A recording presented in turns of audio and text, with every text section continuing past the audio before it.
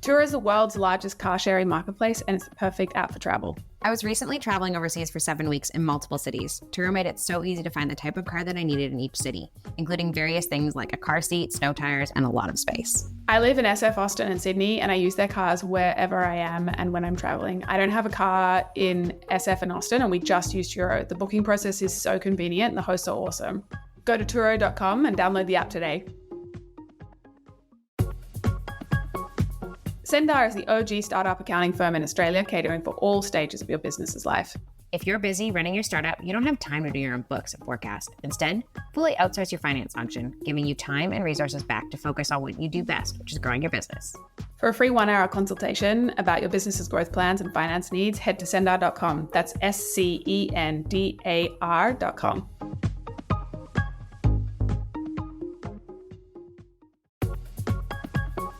Are you building a SaaS business and looking to achieve compliance with SOC 2 and ISO 27001 or other security and privacy frameworks? Compliance can unlock major growth and build essential customer trust, but let's face it, it's usually time-consuming and expensive. And really kind of a pain. That's where Vanta comes in. Vanta automates up to 90% of customer compliance tasks, making you audit ready fast and saving you up to 85% of the associated costs. Plus, Vanta scales with your business, offering a market-leading trust management platform to continuously monitor compliance, unify risk management, and streamline security reviews. Join 7,000 global companies, including Atlassian and Dovetail, that trust Vanta to build and prove their security in real time. And for our listeners, Vanta is offering 10% off. Just go to vanta.com/first. That's VANTA.com/first. Okay, 3, 2, 1. Hey, I'm Cheryl. I'm Maxine. This is First Cheque, part of Day One, the network dedicated to founders, operators, and investors. If you want to be a better early stage investor, this is the show for you. So TLDR, if you don't want to suck at investing, listen up.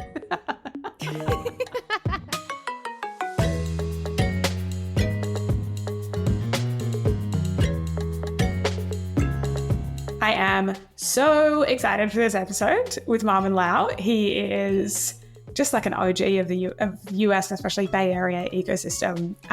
He's also had the most amazing multi-jurisdictional experience.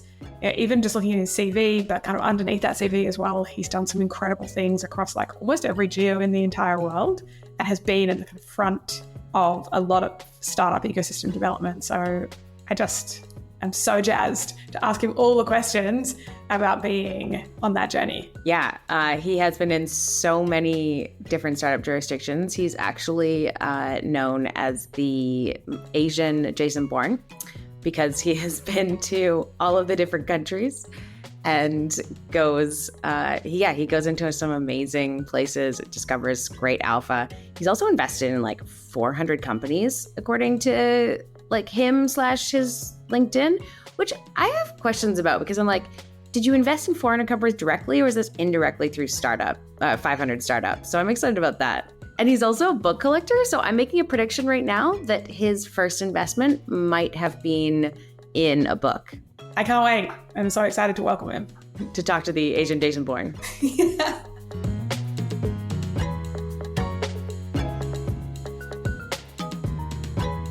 So, Marvin, we're so excited to have you on the podcast today. You are one of my favorite people to listen to. I cannot believe how many talks you've done, and it's still just great quality every time. So, really excited to jump in. The first question we usually ask our guests, and I'm excited to hear your answer because I have a little bit of a prediction, is what was the first thing you ever invested in? Oh, yeah. You sent the questions to me, so I had to think about this. What was the first thing I invested in? I mean, stocks, of course, and my education, right? Just learning. I've invested a lot of money and time into books, whether it's about history or investing and about business. I'm a history, I have a degree in history, not in business. And so I spent pretty much 2-3 years basically buying and reading as many business magazines and books as I possibly could. Actually, 2 to 3 years. Long story of just I had a chip on my shoulder because all my friends were in business and they kind of laughed at me what do you know about business? And yeah, showed them. Yeah, you sure did. One of the incredible things as we were kind of prepping this, and Cheryl was we should have Marvin on the podcast because he is incredible in terms of your vantage point across ecosystems. And I don't think that there's a startup ecosystem in the world you haven't been active in. that a fair thing to say? Yeah, I mean, I would say there's probably a couple. There's a couple folks I would say are pretty active in general, but like in general, like yeah, I spend probably more than your typical Silicon Valley person. There's maybe 3 or 4 other people I can really point to where it's like, okay, like I run into these people, but most of the time it's usually just me. Yeah, it's wild. So I'd love to understand that arc from you. Kind of how did you, because you were in the Bay Area exposed to startups in 2014, which was way before, a lot of folks were even thinking the word startup. Actually 99. So I actually moved to the Bay Area for joining a startup back in 99. So 25 years. So I actually my second gig in the Bay Area was actually at a startup that raised about $65 million before it imploded. And so I had exposure to startups back in like 99, which was a very different era and epoch. And so maybe, I don't know how much of sort of the background that folks got, but I'm sort of this random weird beast where I'm Canadian, but Taiwanese immigrant parents, moved to the US when I was like 24. And what I did is I joined a startup, didn't work out very well. So I actually ended up working as an executive at a big tech company called Yahoo back in the day. Used to be a very, very important company. And so I ran a lot of the international expansion. So that's sort of how I got a lot of exposure to the ecosystems. And then after I left Yahoo, I took 2 years off angel investing in boards before I became a VC. And so that's sort of like how I was just sort of this weird mongrel of sort of like startup person, big tech executive and VC. And then I ran a gaming holding company, as I mentioned to you. We had 18 gaming companies split between Germany, Ukraine, and the US.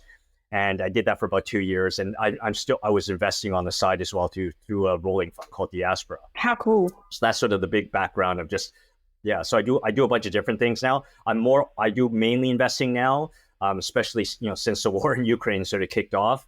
But people like me are fairly normal in San Francisco. Like it seems like very exotic, like I'm in Canada right now. So it's very exotic in like the smaller ecosystems, but like people like me are kind of a dime a dozen. There's so many of us.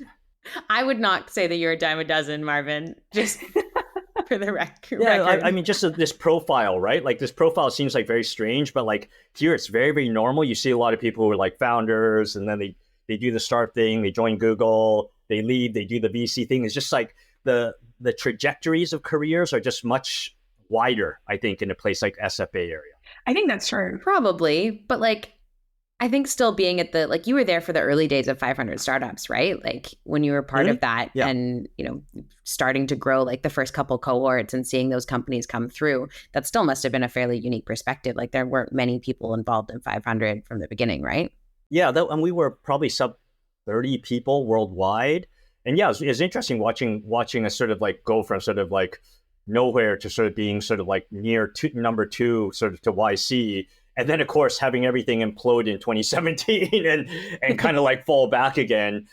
You learn so much on the way down, right? Like probably you will learn way more on the way down than on the way up of like, all the key lessons I stick in my head in my career is like, we went from at the startup, I was employee number 18. We went from 18 to 150 in 6 months. And then we went like, we fired like about 50 people like 6 months later on because of the downturn.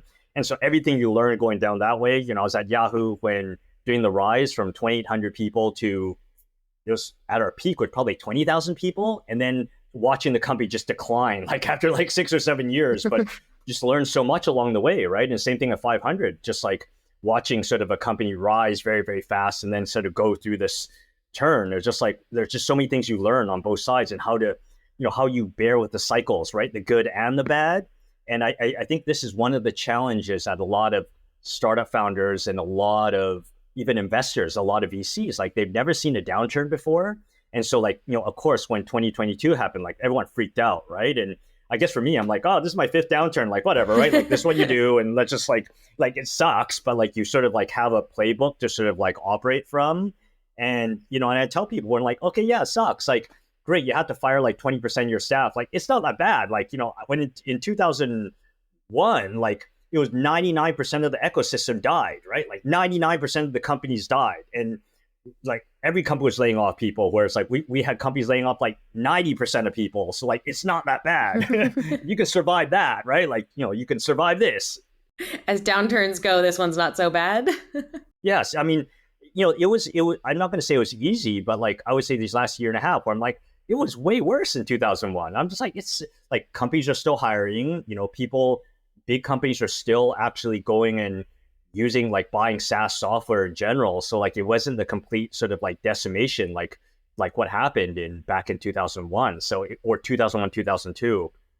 So I think you take a lot of lessons from those downturns. Like it's not fun going through them, but kind of once you survive one or two of them, you're like, yeah, okay, I can figure this out, right? Like it sucks, but just get through it, right? It's go through the cycles. I'm sure you have a playbook for like companies, but like what about a playbook for investors? My brain went to exactly the same thing. Yeah, like what about investors? What do we do during downturns? Teach us your secrets.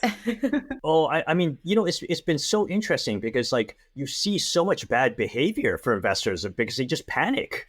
And this idea of like founder friendliness of just like, boy, that's disappeared pretty fast in the last like year and a half. Out the window. It's almost this overreaction, right? And so you're starting to see like just weird terms show up again, and you're like, I've seen this movie before, and so your job, I think, as an investor, is to sort of try to be sort of like very calm, right? So when a founder is like too high, you knock them down a bit, right? But when they're too low, your job is to raise them up a bit, and that's kind of all I spent. I feel like I spent like most of 2022 and 2023 just like having these conversations, like, okay, it's not that bad. Let's look through your cost structure. Let's go figure out like where we really are, right? And what are the things we can actually do? Should we go raise another round if we can, or maybe we cut your cost structure a lot more? Like let me show me like your like just who's on your team. And I just start asking some questions where it's like, do you really need this role, right? And okay, assume you need this role. Is this the right person for it? And so just asking these basic questions sort of get them thinking and hopefully helping them kind of figure out how to survive, right? And I'm like, it's not always going to be like this. Your goal is the job is to survive until the cycle turns back. I wonder, especially because you watch those, in your account 5 downturns and recoveries as well, right? Like what goes up has gone down. Sorry, what has gone down has gone back up on the other side. Yeah. And there's some theory that the reason that recessions are getting easier over time is we are getting better collectively at properly investing those cycles, at like appropriately buffering economies as they go through those cycles. Yeah. We seem to be moving through recessions much faster. Even for a lot of jurisdictions, this wasn't a recession, right? It was a small correction. Yeah. We never found a particularly low bottom, and then we kept going. So as you're kind of reflecting on those 5 cycles, what are you building for the next one? How are you thinking about prepping and maximizing opportunity through the next correction? Because it will come. I mean, the way I think about sort of like VC, right? Like, the way you make money is you have to do stuff that's like uncool before it becomes cool, right? So for example, like a good measure is just like and I'll explain this a little bit more, but this is how I think about it, where I think the mistake I made going into 2021, which is sort of the hype cycle, right? The peak of the hype cycle. I came off a really massive high in 2020. I had a bunch of exits. I had a bunch of companies like just do really, really well in 2020. I'm like, I'm a great investor. And then I just went nuts, like investing in 2021 when valuations were much higher. The arrogance level of founders were higher. Just a lot of stupidity happened, on the investor side too. And I just did so many bad deals in 2021. I say this openly. I just did so many bad deals in 2021. I'm quite embarrassed about. And now like looking back on this, when I'm just like, oh, now sort of like, last 2022 was pretty tough. 2023 was like pretty rough, but just the quality level of just sort of, you saw a lot of investors and a lot of our LPs pulled back too. A lot of them just kind of dropped out. And I'm like, wow, like now is actually the best time to be doing this, right? Because fundraising's tough. So you only the hardcore sort of survive. And that's kind of what I've seen, where just the quality level of the businesses I've seen coming in the door, the quality level of the founders, the investors that stay, like you'll see a lot of funds shut down. Like in Silicon Valley, like 45% of funds were actually inactive last year. Wow. As an example, right? But they don't tell anybody that, but 45% of funds are inactive. And you're going to see, I saw a lot of investors basically kind of quit over the last 2 years. And I'm expecting a lot more this year. But for me, I'm just like, wow, like this is the best time to be investing. Like the level of the founders and the dedication, the level of commitment, knowing that like exits aren't looking very good right now. And I think that's changing very quickly, but like in general, exits aren't looking good right now. Downstream capital, like Series A graduation rates, like went from 1 in 4 to like 1 in 10. And I think that's going to get even tougher, at least for most of this year. So when you're a founder now in early stage, who I do pre-seed seed, you're pretty committed. And I think I see that sort of like level of dedication. I see sort of like this commitment. And I tell people like, I'm absolutely convinced that the deals I've done last year and this year will remake my reputation for the next like 10 years. I'm that convinced. That's awesome. Enough that I'm actually investing, like I said, investing a lot of my own money now too. So it's just like, this is you need to be doing stuff when it's uncomfortable and everyone tells you what you're doing is wrong. And other VCs look at your deals and go, if most of your VCs look at your deals like, oh, that's a good deal, then you're probably doing something wrong. I love that heuristic. And I think it's something that the Bay Area gets so much better than in Australia. We are still a much more kind of immature ecosystem in that respect because we are relatively new. We're having our first fund ones on this kind of third generation of VC in Australia coming to an end and starting to pay back. So that kind of relative to the Bay Area is really kind of relatively immature. But I'm so excited to normalize that dynamic, which as an investor, if you are truly investing in VC, you should be investing in stuff that you have to be ready to look like an idiot. And if everyone is like, cool, that looks like a great deal, it's probably not a good sign for the overall kind of innovation that you're investing behind. I love that. Yeah. I mean, all my best deals that I did when I was at 500, the ones that had exits and the ones that are like, worth several billion now, they were very controversial. Like I got so much pushback, but just, you're just like, wow, like this is such an interesting business. Like I pushed this into doing a lot of B2B stuff when business to consumer was like the sexy thing to do. Got so much pushback. But like that has returned in spades. And so that is my heuristic. So I went very early into defense tech. So defense tech is sort of like, it feels like it's sort of like the thing now, right? But like I started investing back in 2022 because of sort of, I guess, these insights and things I had, because of my involvement with Ukraine and things. And I'm Taiwanese. So you kind of see these things now. And, defense tech is like one of the hottest areas right now in Silicon Valley, right? Like this year, but it took like a couple of years. Defense tech, so hot right now. Yeah, like it's so interesting. And, like I almost joke, like defense is kind of like ESG, right? Like, great, I care about climate and stuff, but it's like, you don't think, like I have friends of mine, startup friends and investor friends of mine, Ukraine, where it's like, you don't even think about ESG stuff when you have rockets flying over your head, right? So, and it going for you and your family. So you're like, defense is ESG and we've taken it for granted. And I'm glad we've kind of woken up to this. And so I'm super excited about the space. But a lot of fun. Still can't invest in defense tech right now. Yeah. Oh, true. It's like in the bucket of like, oh, we can't do that because of the like ethical nature of like, well, what about weapons? So dumb. Yeah. We do have one fund here that is purely defense tech, but it is focused on weapons. So questionable whether that's the right approach as well. I'm so curious though, like with your investments at 500, were you investing personally or like through the fund? And because you've got like 400 investments. Through the fund. Yeah, through the fund. Okay. So you invest in the fund and then deploy that capital. Yeah. What were some of the things that you saw going through that, like seeing that many companies? Wow, just must have been crazy for you. Yeah, I mean, we were doing 70, 80, I was probably doing 70, 80 deals a year, right? Wow. And so, it's one of those things where just like my first year, like as an angel investor, I was a terrible angel investor. Like, so I came out of Yahoo, I did all right at Yahoo. And so I did like about 8 angel deals, like all write-offs. And then I did my first 70 deals. I had like one winner out of that. It was Shippo. Well, Shippo and Prediction.io did pretty good. But except for that, like 2 winners out of like 70, I should have been fired at any other place. And but all my winners, like I think that large sample set, you need a large sample set to understand. Like if you look at most angels, like they do 12 deals and they're like, okay, no, as I know, like for most portfolios, you should be doing 25 to 35 deals. That's enough to sort of have enough spectrum, particularly early stage. And so I was very, very lucky to be able to do so many deals there. I did 414 in the 6 years I was there. All my winners came in year 2 and year 3. That's super interesting. How do you think about that when you're thinking about the kind of on-ramp for investors when they're first starting to become angel investors, they're first starting to work out how to invest in this space? One methodology, if coverage is part of it, is investing via syndicates or investing into a fund. So you get to see more. And I think you now invest across all of those, right? Like you invest in some funds, you are a fund manager yourself, and then you do some directs. Yep. But when you think about sequencing and getting exposure, how do you think about investing as an LP versus going direct when you're first learning? I mean, if I was to do this now, like knowing what I know right now, right, I would not have done those direct deals myself because you just don't know anything, right? You don't know what the standard is. You don't know what's good. You don't know what's not good. I probably either would have done AngelList syndicates, right? Like finding a good lead where it's like, okay, whatever deals I see, at least I can go and have a basic understanding and write small checks into these things. So at least I can see what's good or not.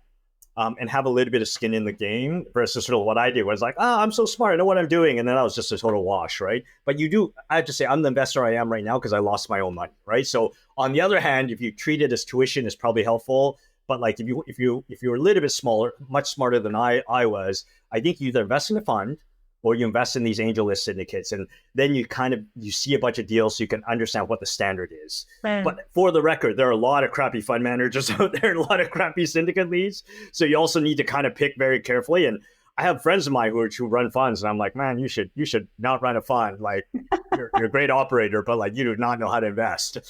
But yeah, I've done now 10 LP checks into different VC funds. I'll probably do another 5 or 6 more this year. So I love emerging fund managers because they're just hungrier. Right. But I've worked with those people. I knew these people from before. So you're like, okay, I know this person's a good investor. So I know they're not gonna piss this money away. Right. I think what jumps out to me when I see the kind of trajectory of your career is like finding your edge or finding your informational advantage. Like you mentioned there, when you were in Ukraine and then you kind of watched very firsthand that conflict emerging and then really realized the importance of defense tech. I think about the number of countries you have invested across. And how do you think about getting an informational edge, getting kind of an opportunity to really understand how to invest that new ecosystem? How do you develop your theses as you expand internationally? Yeah. Okay. So that's a great question. I mean, I invest a lot of time, money, and energy into just self-education, right? Whether it's like reading a lot of books, podcasts. I spend a lot of money on classes in general, whether it's like copywriting or other things, but also even like investing stuff. So for example, like I've joined a bunch of masterminds with other sort of like VC folks. I go to Capital Camp, which is an amazing event, but it's not cheap either. So I go to these type of events where you kind of get exposure. Capital Camp? That sounds great. What is Capital Camp?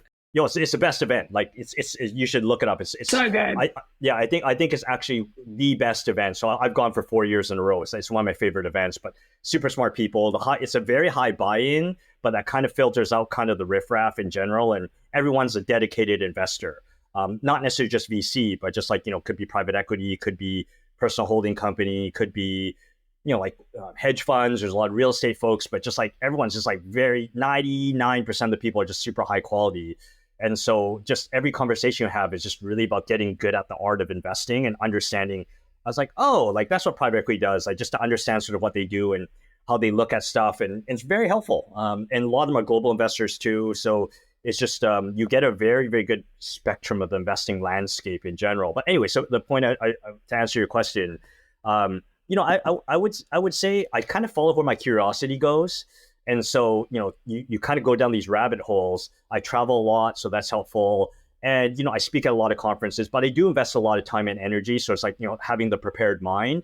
But to say that I have a plan where I just think like, I kind of joke, I'm kind of Forrest Gump of Silicon Valley, where I just kind of go where this thing, I have no grand plan or strategy. Like I'm the worst person to ask for like career advice because I'm like, I just kind of ended up doing this because like, I thought this was interesting and I wasn't always chasing, it wasn't always about chasing the money. It was more of just like kind of scratching an itch, right? It's just like, oh, this is really interesting. So I want to go and dig in a little bit more. So you kind of read the literature on it, you sign up a bunch of newsletters, you take some classes on it, you read some books and talk to a bunch of people that you have access to, whether on the family office side or friends of yours investing in that area, just have these conversations and you kind of develop your own sort of like point of view and thesis. I think there's so much to be said for the prepared mind. Yeah, like I love that. Just I cannot understand how you consume knowledge like that. It's just like I think as investors, we kind of need to be that type of like knowledge consuming machines in order to understand anything you want to get into. You have to love it. You really have to love this game to really sort of like I want to do this for the rest of my life, right? Like literally for the next however long that is. Like I literally want to do this for the rest of my life. And I knew I said this publicly back in 2019. This is as I was like leaving 500. I'm like, man, like there's been so many new VCs coming to this business. And the universal thing was like, these are all very, very smart people, but they were all coming in for the wrong reason. And most of these people are out of the business now, right? Or in the midst of leaving the business. Because one of the big things I noticed was like, wow, like none of these people, they worked at like, I don't know, Stripe or whatever company, right? Like, and there are some good investors that come out of Stripe, right? But for the record, there's some like Ray Tonsick and a bunch of other people who are like incredible. But like just in general, Stripe's for me not a good example, like Salesforce, other places like that. And these great operators who have just come in because they're like, oh, the new gold rush of VC. But then when you ask them a question where it's like, hey, what's your favorite science fiction book? Like none of them read science fiction. And I'm like, how can you be investing in the future of like technology without like really like liking, like loving, another liking, like loving anime, loving science fiction, right? Like not having read this stuff, like, because that's actually how you determine sort of like the point of view of sort of like where the world is going. You're investing on that thesis of, I think this is what the world is going to look like, right? And like, you've never read like Neuromancer, you've never read like, from William Gibson, or you've never read like any of the Neil Stephenson stuff, like Diamond Age or Snow Crash, which is like these classics, right? That really informed the beginning of the internet. And I'm like, how could you not? I don't know, it's weird. Or Three Body Problem is another great science fiction book, right? Like that book is like mind blowing. And it's just like to not love that, because they portray a picture of society in the future driven by technology. And it's just like, how can you not? I don't know, it's just weird. And so most of them did not last. I've seen that most of them have not lasted. So is that a heuristic you have, Marvin, to go into a new fund? Like you're like, if you don't read anime, then I'm not investing in your fund. I mean, they have to have some point of view, right? So, for example, I have a friend, I haven't invested yet, but I'm looking at this. Like, she's going very, very hard to focus just on consumer, early stage consumer. She's super smart. She's invested, she's a spin out from other bunch of funds, but she has a strong point of view and has a good idea sort of what's happening and like what young people are doing. It's fascinating. I'm like, okay, like that's the right thing. Like you're developing, and yeah, she likes science fiction. It's helpful. How can you not like science fiction and be in this business? All right, we have a new book list, Maxine. Yeah. I think it's right though, right? Like I think you actually have to form a point of view and be opinionated in this business, and you have to form a point of view far before other people necessarily form that point of view before you. And that is something that I see, especially early stage investors and early fund managers. There is actually quite a few incentives in the wrong direction there. Yeah. Right. Like there are incentives that encourage you to want to kind of crowd obvious deals, that make you want to kind of follow on behind fund managers or known brand names to help you kind of validate when you're at that earlier stage. And so the kind of mental model where you're comfortable to be out there kind of flapping in the wind and right, ideally in the future, I think is really important. Has that been something that is natural to you? Or is it been something that you've cultivated over time? I feel like it's something I've cultivated over time, because in the beginning, you kind of go with the crowd because you're like, oh, well, Sequoia's in this deal, so it must be good. And so those have turned to be terrible, frankly. Ultimately, and this is not my quote, I just learned these two terms. I found them really interesting. Like this guy, Chris Dixit, he's an incredible investor, right? Great angel investor. He runs a crypto fund for Andreessen Horowitz. And I think one of the smartest guys like in Silicon Valley. Well, I think he's on New York now, but like between Silicon Valley and New York, and really, really great angel investor. And before he became a VC, and he had this great term, which I hope your listeners will find helpful. It's like there's really two ways of investing. It's the heat seeking or truffle hunting, right? Like heat seeking, which is like, oh, this is a super hot deal, and you fight your way into that, right? And sometimes you have to do that as a VC, and you have, that's how you sharpen yourself, right? It's like, can I find deals and can I win them, right? And then can I help, right? The other way, which is sort of more truffle hunting is like you're finding deals off the beaten track, right? Like getting into them before, sort of like whether it's a demographic, whether it's a geography, whether it's a sector, or a space or business model that is like hardly unsexy, and that nobody wants to touch. And then of course it becomes cool later on, right?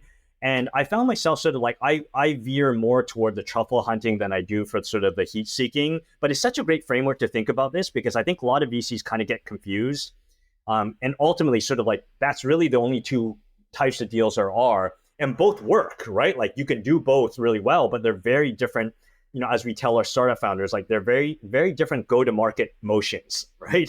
And so you kind of have to understand your game. And for me, I prefer the truffle hunting because it's just like way more interesting. I don't have to fight as hard, and you're not in these like really sort of like heated environments, right? Because like you're literally fighting to get into these like super, super sexy hot deals. And yeah, you have to do it every once in a while, but like I prefer not to. That is a fascinating framework. I think that gives a name to what I've seen in the Australian ecosystem over the last like 6 to 12 months, because I have talked to different VCs, some of which have said like things are hot and we are fighting our way into deals. And then I've talked to other VCs who were like, yeah, we're getting great deal flow and like the valuations are like somewhat reasonable. And, it's like sober investing now. And I think that actually has come out, the latest Cut Through Venture report, which is this report on the Australian ecosystem, that shows that the number of deals at the smaller end of town, like sub 20 mil, I think, has decreased to the lowest levels in the last 5 years, which I think shows that like there are more and more people fighting for those bigger those bigger hot deals, and those deals are getting bigger for that reason. And that's exactly what's happening in Australia at the moment. Yeah. That's AI deals. That's AI deals in Silicon Valley right now. Like, this is why you see these, I don't understand how you can do like a $75 million pre-seed, right? In AI, like it makes no sense to me. Right? Yeah. We just had our largest pre-seed into a company. It was like, we had our largest Series A and our largest seed deal of like, I think the largest seed deal was like 12 million. And the largest Series A one we just did was like, I can't remember the number, but it was in the like high millions. Yeah, mark my words, I don't want to be a hater, but like I've never seen these deals work out. Like they just never work out. I'm just very skeptical because I think I've had that with portfolio companies overraised, like, raised a big sort of like seed or big A. They just get bloated and just like, so they end up wasting that money. I see very few companies have the discipline to be able to use that money well. And I just, in general, I've never seen the cash cannon strategy work well in early stage or later stage, like as we've seen in general. And so I do think that's one of the bad habits that we've learned, in the startup land from like 2012 onwards. I say 2012, 2014 onwards, where it's just like, this wasn't like, if you actually look back of sort of all the really, really amazing companies, whether it's like, okay, this is not an amazing company, but a very successful company. Like you look at Salesforce, you look at Google, or you look at Yahoo and eBay, like these are highly, even Amazon, like even back in the day, they were very capital efficient companies. Microsoft, like all these big giants, most of them were highly capital efficient, and they'd even use most of the VC money they raised, right? I think a lot of people are using Uber as an example, and I think that's a horrible example because they only became profitable like in the last like year or something after like bleeding for like over 10 years, right? And even then, the profitability is kind of like, like it's not like Google level of profitability. So I do think we've learned, I worry that a lot of the VCs and a lot of the founders kind of learned the wrong lesson from this last cycle. Are you building a SaaS business and looking to achieve compliance with SOC 2 and ISO 27001 or other security and privacy frameworks? Compliance can unlock major growth and build essential customer trust, but let's face it, it's usually time consuming and expensive. And like really kind of a pain. That's where Vanta comes in. Vanta automates up to 90% of customer compliance tasks, making you audit ready fast and saving you up to 85% of the associated costs. Plus, Vanta scales with your business, offering a market-leading trust management platform to continuously monitor compliance, unify risk management, and streamline security reviews. Join 7,000 global companies, including Atlassian and Dovetail, that trust Vanta to build and prove their security in real time. And for our listeners, Vanta is offering 10% off. Just go to vanta.com/first. That's VANTA.com/first.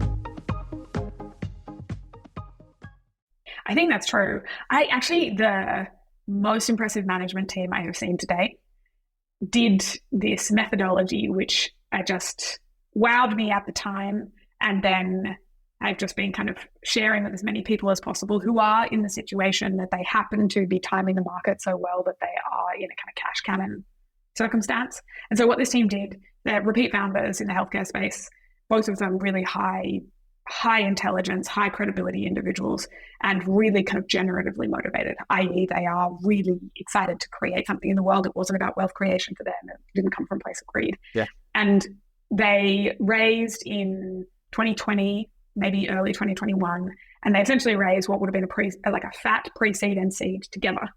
So they had something like 5 or 6 years runway because they were building in AI at the time.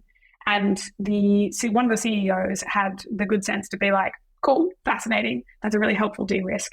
That's going in a cash balance over there and putting it to the side. And I am morally committing we're not touching it until we hit these milestones. So I'm operating like I just raised a cash type pre-seed. Yep. And then he operated appropriately. He hit the milestones earlier than he had created for himself. And then he unlocked that next tranche of funding for himself. So he essentially kind of constructed a fundraising dynamic for himself to hit certain milestones. And they just raised an astronomical amount of money from some of the best funds in the world, kind of around Series B. For a period there, they were putting $10 million on a quarter of revenue. Like, they're really in kind of rapid scale. But it's just really impressive team, really, really impressive team. And I think that kind of foresight to be like, great, we are going to make hay while the sun shines, but we're not going to let that bloat our incentives. We're not going to let that kind of bloat the way we operate, I think is a beautiful methodology. But they are so rare, right? He's literally the only person I saw do that in 2020 to 2021. Super rare. Yeah, you do see it every once in a while, but like, yeah, it's not that common because most folks just spend it. Yeah. Well, that's the incentive, right? Well, because everyone thinks whatever is happening now is going to keep happening. So like, why not spend it now so that we go and get the next raise and we can continue this trend? But that the reality is that cycles happen, right? We've now been through, as you said, 5, and we kind of have a sense of like, it's going to go up and down, and you need to buffer the downs. Yeah, I do think it's a nature of the beast, because I think as a founder of a startup, you have to be like almost like a little bit like naively optimistic. Otherwise, you wouldn't do this. Like, if you knew actually how hard it was, they would never start it. Not too delusional, but like slightly delusional. Yeah, just that right balance. That's tough. Yeah. Right. That is tough. It just is so hard. And so, the reality is this last 4 or 5 years, at least I can only speak for Silicon Valley. I do think it wrecked Silicon Valley, both sort of like the worker class. There's a whole bunch of senior execs that are just like burned out. And so I do think we're seeing this sort of like just the thing that makes Silicon Valley work, that I think makes the US work really well, is, Silicon Valley is built on sort of like the blood of the young and the naive. And so we saw a big wave of like young people coming in these last like 3-4 years. So we've seen almost a complete turnover actually of the ecosystem. And that to me is just like, so you see this energy, right? And everyone's questioning everything. It's a really good dynamic. And so as an investor, and I would say an old dog over there, like, it's so hard to stay relevant, right? Because they're like, what's this 500 thing? A lot of these founders don't even know what 500 is, right? Or like, they know what Mark Andreessen, like they know a couple of the big names, but just in general, which is like the turnover is just so fast. And so what was like cool like 5 years ago, it's just like, I don't even know this person. And so just like staying relevant and stuff. There's a lot of people with money who are very irrelevant in Silicon Valley. Right. Yeah. I remember at the beginning of 2021 when like Gen Z started to be the dominant face, I would see around the Bay. Yeah. And it was this quite a harrowing moment actually to be like, oh, I am no longer part of the generation that is like the dominant person in the area. Also because so many people left, those like kind of mid-career folks. Yeah. They left during COVID or graduating to like, having kids or whatever. Yeah. And so you would be hanging around, it would just be like deep Gen Z. I definitely started wearing wider pants, that's for sure. It's trippy. And whatever people said about like SF, like this last year, it's booming. There's so many events going on. You go to cafes, like it is really 100%. For someone who invests sort of like globally, my thesis has actually changed a lot. So I don't know if this is probably the first time I've talked about this publicly. Well, no, I talked about it publicly in Europe, which didn't make me overly popular. But one of the insights I actually had in the last like year, where this idea of sort of like remote work and every ecosystem is going to grow equally, I've actually come around to the view where I'm like, I don't think that's true anymore. That, despite all the problems, US is a mess. I love the US, but US is a complete disaster and mess. But one of the things I see is that the 3 major ecosystems in the US, so whether it's like New York, LA, San Francisco Bay Area particularly, like the analogy is like, it's like a Microsoft product, right? The UX is absolutely awful, but like the network effects are so powerful that it just like sucks you in, you can't leave. And I'm just seeing the network effects are so strong where it's just like, I actually think that we are stealing talent away from Europe, from Canada. Like if you're a top tier founder, and like I said, I've only really kind of started seeing this in the last like 6 to 9 months. Like I was talking to friends of mine, like VC friends of mine in Canada, VC friends of mine in Europe, and they're complaining about how terrible deal flow has been this year. And I thought about it, I'm like, that's weird. Like my deal flow has just gotten way better. And I'm like, oh, wait a minute. Like they're all just coming to San Francisco and New York. Like they're just coming directly. They're not staying back home. Because the more and more I thought about it, I'm like, this totally makes sense, because if you are an awesome founder, you want to be with other awesome founders. So steel sharpens steel. And so I'm just seeing all the best founders from Europe. They're just flying directly. Like, I'm not going to raise locally. These folks suck. They don't know what they're doing. So you're starting to see like we're just sucking in so many new people, or people come in for like 4 months, leaving, then they raise some money, then they get their O1 and they're moving over. I'm seeing a lot of that. I'm definitely seeing a lot of that. 100%. Which makes sense. 100% for the people in the back. One of the things that I think is awesome about both of you, though, is that you have this perspective of like helping companies expand to the US. And I think from that approach, it's like, well, if you're going to support companies to go global, then like having them take advantage of that network effect that does suck people in is really important. So I mean, I'm curious to hear from both of you how you approach that and what that's looked like for each of you. I mean, the big part of it, like, to be frank, right? Like you hear this from VCs, like, oh, like we do all these things for founders. The reality is that most VCs do nothing for founders, right? Like your job is just basically to sort of like not waste their time and make sure the check clears and be there if you can be helpful. At the end of the day, your job is just really there as a trusted advisor. And so, you know, where I spend a lot of time on go-to-market stuff, ultimately for any new sort of like market entry, right? In this case, the US, like if the founders aren't prepared to move over here, I actually won't invest in them now. Because most of these have to be driven by founders. I've never, even a Series B or Series C company where from some other country where it's like, I want to go to the US and the founder never spends time here and they hire a team or a GM to go and do this. I've never seen it work out. I've actually literally never seen it work out because I think everything they learned back home, the playbooks that they have back home just don't work in the US. It's just such a different and much more competitive market in general. And so a big part of it has to be founder driven.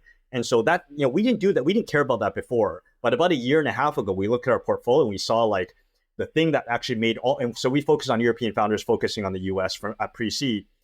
All the teams that didn't move over here, they just don't grow as quickly versus like the teams that show up over here. And the great thing about it, when they show up over here, you don't have to spend that much time with them because like the network that they end up building here of other great founders, they just kind of sponge off each other. And so the conversations I have with founders based in the SF Bay Area who've moved here versus conversations I have with founders like living somewhere else, such a different level where we can have like, it's like advanced stuff you have with like the folks because like they just get it by being in the air, right? It really is true. The events, other founder friends, and they just pick up these things. And I found myself going like, why am I having to explain this basic stuff to you, right? Like you should know this, right? And like, no, how would you know this? You don't spend any time here. So I think as I get older, I'm just lazier. I'm just like, I used to be able to do that. And I was happy doing that. Now I don't want to do that because to me, it's also self-selection where just like, you have to sacrifice and commit, right? Like if you said you want to go big, how are you going to go big? Like living in whatever country in Europe or Canada, just like, you just can't because you're not surrounded by excellence. I 100%. At least I don't know if that's that. Yeah, I don't know. Yeah. Right. So that's my take. Because we just focus on pre-seed, we do a lot of that encouragement at the very earliest stage, right? Like our house view is that spending time in the US, building your company for the US from day one is the best way to do it, as opposed to kind of scaling to a certain level of scale, culture, go-to-market, sophistication, etc., and then trying to copy and paste that into the US. It's really, really hard. At least that's my view. So I have seen it over and over and over again, right? The founders who move to the US kind of within 6 months to 9 months of raising their pre-seed, the feedback I get constantly is like, I wish I did this previously. I am like the ecosystem here, the kind of incidental interactions that you get is so different. It is just like the classic application of the economics principle of spillover, right? Knowledge is one of those materials that can duplicate by sharing, by being in an ecosystem like New York, like LA, like San Francisco, where there is just that depth of spillover expertise in the ecosystem that just accelerated at an unholy rate. Also, the ecosystem of support around them is so much higher as well, like normalizing, as you said, steel sharpens steel. So I think for me, I think of one of the highest leverage things that I can do is just finding the kind of person that maximizes opportunity out of a resource-rich system, and then trying as hard as I can to get them to step into that resource-rich system as fast as possible. If I can nail those two things, then that is where I think I add the most value to the teams that we work for. And it's so actually just so wonderful to hear it's exactly the same as you're thinking cross-border between Europe and kind of the US, because I definitely see it Australia to the US. And the best founders, I know they're really hungry to be in the US. They're really hungry to be in the ecosystems where it's going to push them all the way to the edge of their knowledge and help them develop and help them move faster. And today, they are all looking at the US. They're not looking for anywhere else that will help them do that, which I think is the biggest validation that the ecosystem is not going anywhere.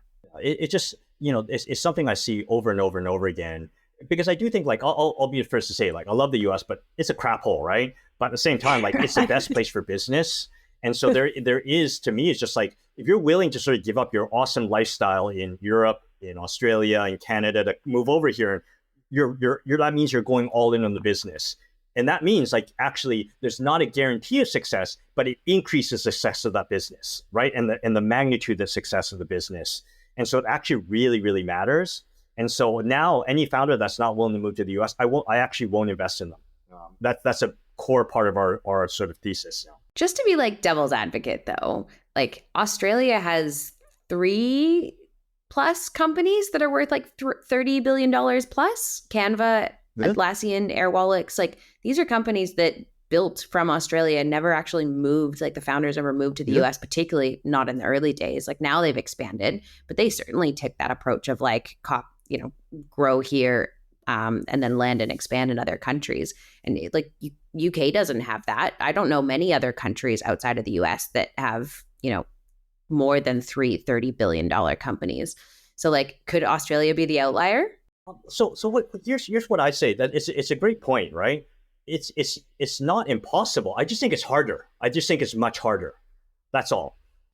Maybe I'll put another example to sort of like throw this out there, just sort of growing and scaling and whatnot, where you have a pool of 3 companies, which is like not nothing. It's actually pretty impressive, but it's still limited when you think about the overall ecosystem, right? And when you think about sort of like the investor base, when you think about the scaling. So there's an analogy I use all the time. Is sort of like there's 3 stages of companies.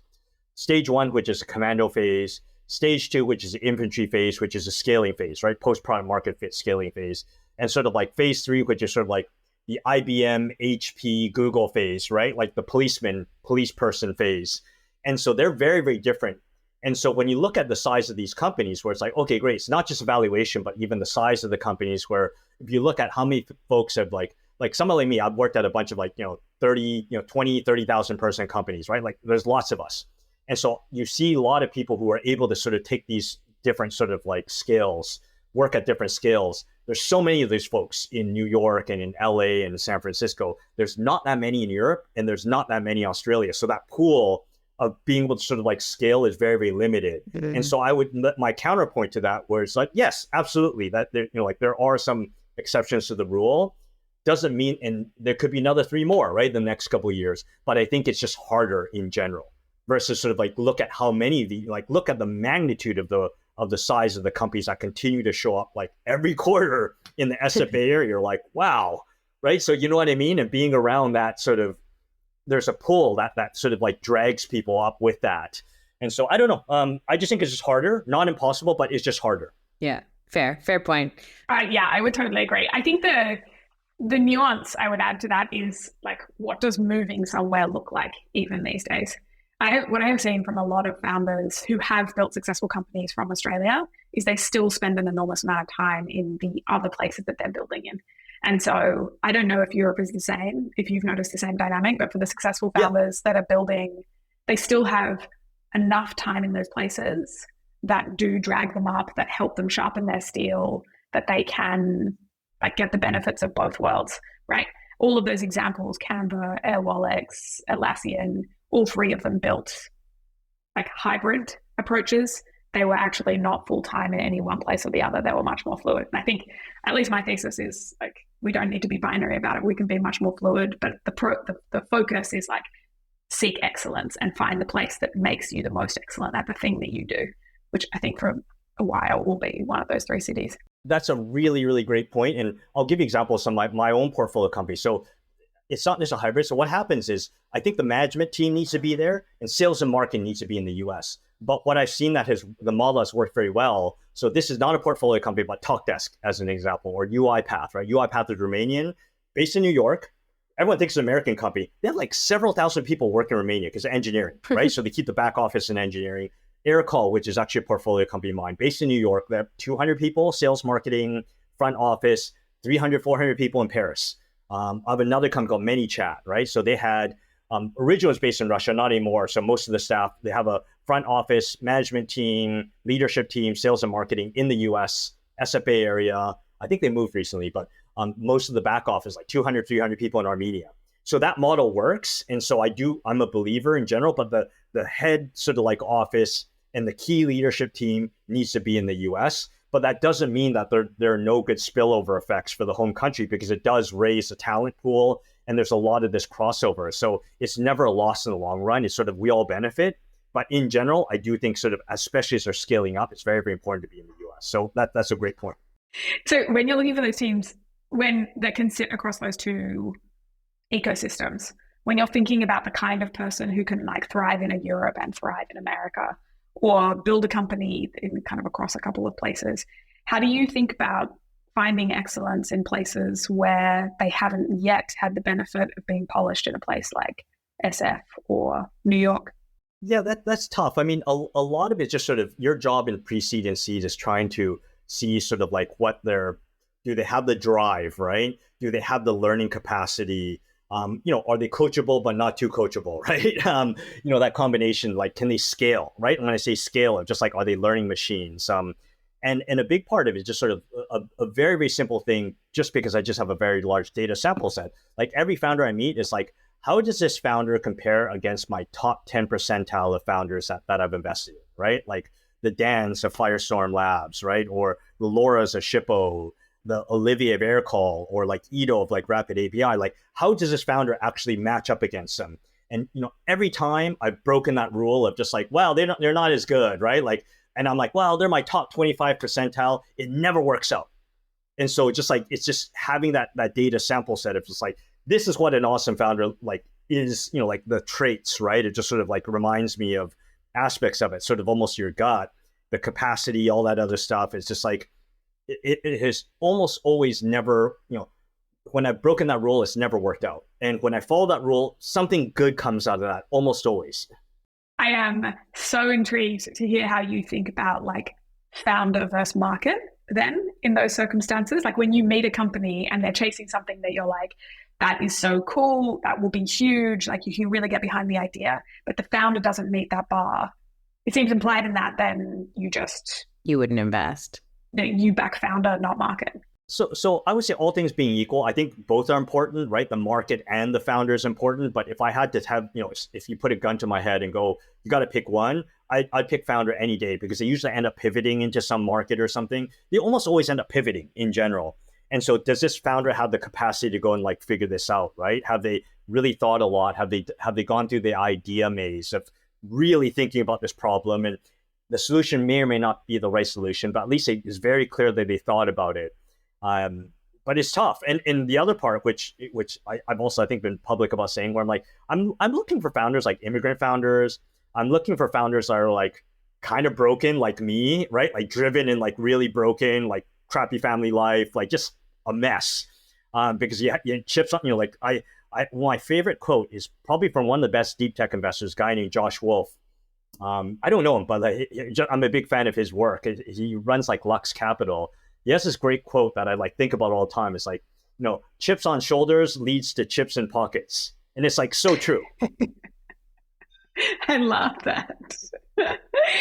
That's so good. But it's so good, right? Like, it's just like, it's so true. Yeah. And so like every founder that I invested in had something to prove, right? Like, like I said, kind of broken, something a little bit broken inside, like me, right? Like, I'm never going to stop doing this, right? Because I always feel like whatever you get to, you're like, what's the next thing? And you kind of want people like that. Yeah, 100%. I'm so curious, because for us who, I don't get to spend a lot of time in the US anymore since I moved to Australia. So like for you, in terms of the type of like 10x founders that you've seen, like your top 1%, what are those characteristics that you like anchor on? Like I said, they very clearly they thought a lot about the problem, very like the idea maze, right? Like they've just very clearly just spent a lot of time thinking about this. A lot of them are just like, wow, this person is just like relentless.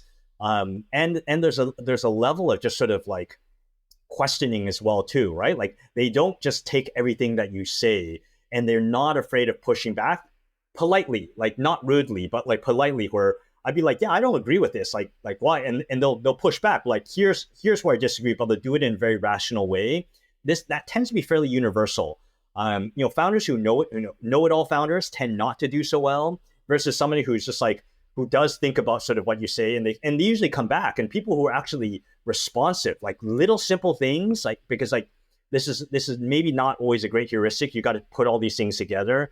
But for example, like founders who are just like, hey, I'll get back to you. I don't know the answer for this, but I'll get back to you by like tomorrow. And they literally do that right away, right? Or the response is just like you ping them. It's just like, even some of my founders, like Laura, for example, I text her. She runs a multi-billion-dollar company now, right? And I text her, and there's like literally response right away. I'm like, aren't you running a company? But it's just like the best founders and the best investors just have their shit together. Get your shit together. I think it's so important, right? Like, it's so important. Just like, if like how you do anything is how you do everything. And so maybe it's not fair to judge on these little small things, but I'm like, wow, if you can't even like, if you don't say what you do and do what you say, like, just like, how good really are you? And so it's these little small things of just like being in a place like Bay Area where it's like, you'll find out very quickly, like where you fit, right? For better, for worse, and what the standards are. If you don't figure that out, like you just get churned out of the ecosystem. And I think that's a good thing. Absolutely. Yeah. It's making me, I'm so excited to be back there in a couple of months. Yeah, let me know. I'll be around. We'll get coffee. Oh, I wish we could keep talking, but we are coming to the end of our sequence here. Marvin, you've been amazing. Maxine, would you like to ask our last question? Oh, I would love to. So the question that we ask everyone at the end of a fabulous conversation like this is, what is the biggest big cojones moment for you? A moment where you felt really brave in the thing that you did? I don't know if it was really brave, but I'd say the big thing, which was, I guess, somewhat controversial. Looking back, wasn't so controversial. Was I left a very, very high paying, prestigious sort of like executive role at Yahoo to just take 2 years off. I'd done all right over there, so it wasn't a money thing, but it's just like, and people were like, my parents are flabbergasted, like, did you get fired? And I'm like, no, I didn't get fired. And like, why would you leave this job? And what's your plans? I'm like, I have no plans. I took 2 years off. And that sort of rewiring of my brain, I took a lot of classes. I started angel investing. I traveled and did all the things I wanted to do. I started mentoring a lot of startup accelerators. That put me into the career VC. Looking back in retrospect, like as Steve Jobs used to say, right? It's like I hate it when like a Silicon Valley person like, well, Steve Jobs used to say this, but like it's such a great quote. It's like, you connect the dots looking backwards, you don't connect the dots looking forwards, right? And so I didn't have any plan, and I think that was what was exciting and scary at the same time. But that allowed me to rewire my entire brain and really kind of relearn about sort of the whole world around me, particularly Silicon Valley, particularly the startup world. So all of a sudden, it kind of coming out of a big corporate job and going into this world, and like, wow, there's all this innovation. There's all these like super smart people. There's just beginning this wave of these things, and just being able to see that. And all of a sudden, like that was kind of led me into VC. And so, yeah, I guess like, yeah, looking back, it was very clear. But, back then was just like, wow, that was a big move. Like I literally had like no plan. And it was a fast way where you find out very quickly who your friends are and who aren't your friends, right? Because I was a senior executive. And so, of course, I was known as the Yahoo guy.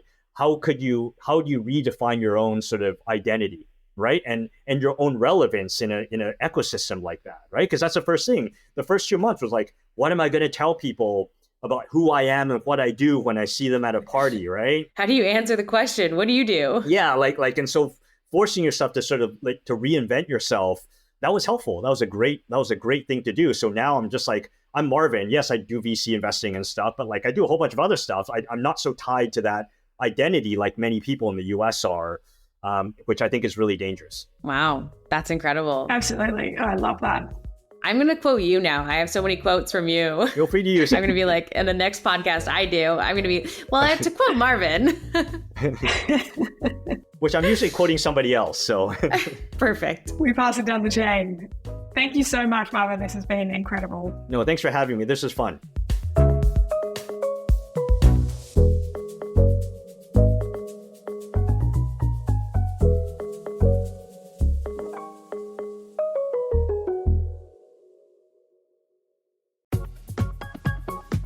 Sendar is the OG startup accounting firm in Australia, catering for all stages of your business's life.